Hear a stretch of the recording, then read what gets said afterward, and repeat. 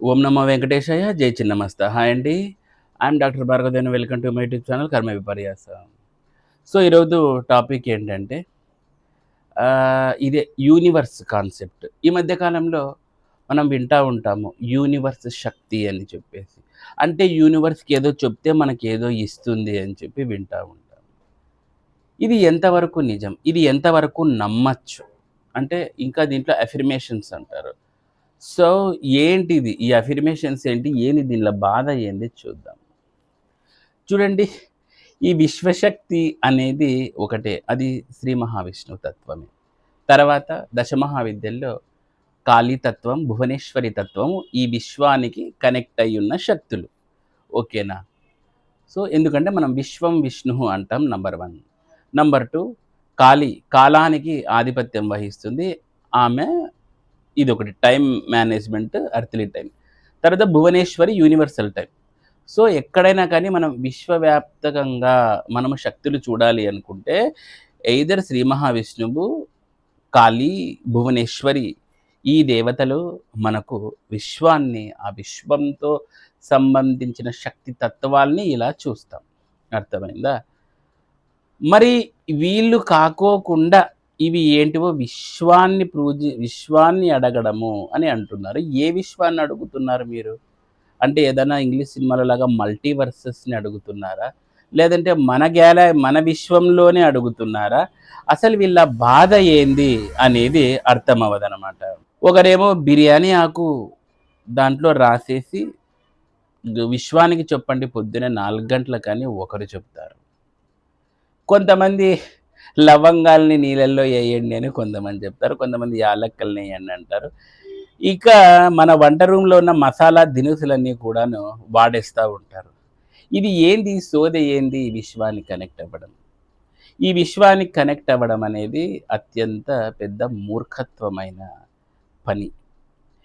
చూడండి, నిజంగా అలా మనం కోరుకున్న కోరికలు నెరవేరితే ఇక భగవంతుడెందుకు? నవగ్రహాలెందుకు? ఇవన్నీ ఎందుకు? ఒకవేళ ఇన్ని పుస్తకాలు ఇంగ మస్తున్నాయి నా దగ్గర. ఒక రూమ్‌కున్నాయి నా దగ్గర లైబ్రరీలో. సో, ఇన్ని పుస్తకాలు ఇప్పటికి నిరంతరం ఏవో ఒకటి చదువుతూనే ఉంటాను. నిజంగా అట్లుంటే బిర్యానీ ఆకు మీద రాసి నేనే పొద్దున్న లేసి ఉఫ్ అని ఊదుతా గదండీ! మొత్తము వేదాలు, పురాణాలు, ఇతిహాసాలు, 107 ఉపనిషత్తులు, అరణ్యకాలు, బ్రాహ్మణికాలు అన్నీ నా మెదడులోకి వచ్చేయి అని జెప్పి బిర్యానీ ఆకు మీద ఊపుతా గదండీ! హ్మ్. కాబట్టి ఈ ఊకదంపుడు ఉపన్యాసాలన్నీ కట్టిపెట్టేయండి. విశ్వశక్తి అది శ్రీ మహావిష్ణువు శక్తి. దశమహావిద్యల్లో నేను ఆల్రెడీ చెప్పిన శక్తులు మాత్రమే మీకు పాజిటివ్ రిజల్ట్స్ ఇస్తాయి. మీరిలాంటి పిచ్చి పిచ్చివన్నీ బిర్యానీ ఆకు మీద రాస్తాను, నా నోటి మీద రాసుకుంటాను, నా నాలుక మీద రాసుకుంటాను అంటే ఇవన్నీ కుదరవండి. ఇక్కడ ఎక్కడా కూడాను ఇది మన ధర్మశాస్త్రాల ప్రకారం చెప్పినది కాదు.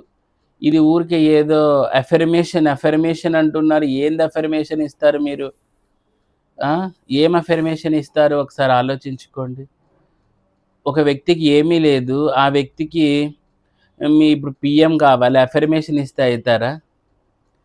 ఇగ గ్రహాలెందుకు మీ అఫర్మేషన్ తీసుకుంటే? ఆ! ఇప్పుడు సరే, ఇంకా కొంతమంది నేను ఈ మధ్య కాలంలో కొంతమందిని కలిసాను. వాళ్ళేంటంటే, ఈ పాజిటివిటీ బుక్స్ చదువుతా ఉంటారనమాట. చదువుకోండి నేనేం కాదనలేదు. Be positive, be positive. వాళ్ళెలా ఉంటారంటే, ఉదయాన్నే లేసేసి యెస్, యెస్ అని అనుకుంటూ ఉంటారు. మీకు ఆ యెస్‌లు తప్ప ఏమీ మిగలవండి. చూడండి, ఇది జీవితం అనేది అంత సులువు కాదు. ప్రతీదీ కూడాను నవగ్రహాల కనుసన్నల్లోనే నడుస్తా ఉంటుంది. మీరు యెస్ అని 100 సార్లు అన్నా కూడా మీకు నవగ్రహాలు తలుచుకుంటే నో అంటాయన్నమాట. సో, నేనెందుకు ఇంత ఘంటాపథంగా చెప్తున్నానంటే, ఎంతో కష్టపడి ఎన్నో రకాల ఇవి చేసేసి, మేము ఇట్లాంటి పుస్తకాలు ఇవన్నీ కూడాను చదివి, మేము ఎంతో ఇదవుతా ఉంటాము. కొంత జ్ఞానాన్ని సంపాదిస్తూ ఉంటాం అమ్మవారి దయ వలన. అట్లాంటిది మీరు విశ్వానికి ఊపండి, నాకు ఊపండి, నాకు పైన ఊపండి, కింద ఊపండి అనకుండా ఉంటే, చివరకు మీరే ఆహ్, అదేమంటారు మీరే ఊసిపోతారనమాట.